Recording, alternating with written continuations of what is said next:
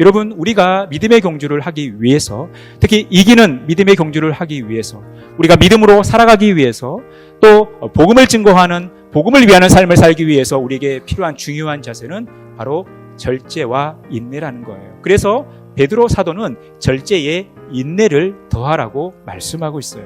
하나님의 뜻을 행하고 그 하나님께서 약속하신 말씀을 그대로 받기 위해 인내가 필요하다라는 거예요.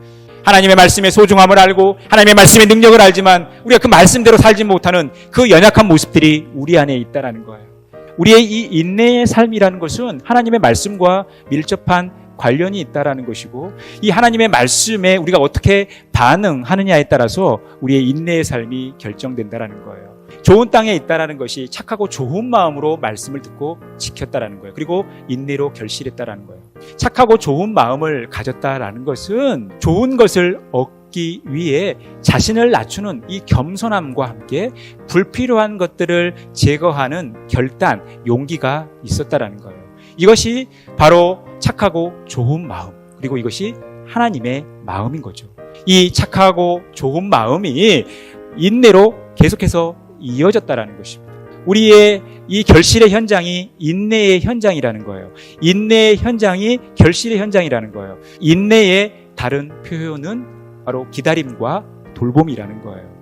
그래서 우리는 믿음의 삶을 살아간다, 믿음의 경주를 한다, 복음을 위하여 살아간다고 할 때에는 이 인내의 삶을 살아가야 되는데 반드시 기다림과 돌봄이 필요하다라는 거예요.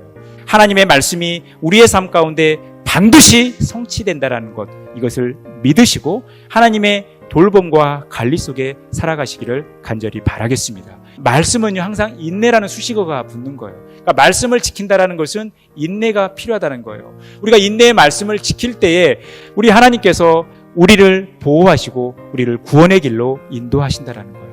우리가 하나님 앞에서 반드시 평가받는 것이 바로 이 인내라는 거예요. 우리가 인내의 삶을 살면서 얼마나 하나님의 말씀을 지켰는가, 우리가 얼마나 예수 그리스도에 대한 믿음을 지키고 살았는가, 우리가 하나님 앞에 섰을 때 이것을 평가받는다라는 거예요. 그래서 우리가 이 인내의 삶을 살아가야 되는 것입니다. 인내란 환난의 직면에서 그것을 적극적으로 수용하고 하나님의 돌보심 속에 말씀을 지키며 그 성취를 기다리는 것입니다. 예수 그리스도를 통해 구원을 받은 우리 하나님의 백성들이 이 땅 가운데 살아가는 것이 녹록지 않습니다. 이 땅 가운데 살아가면 우리가 마귀에게 마음을 빼앗길 때도 있어요.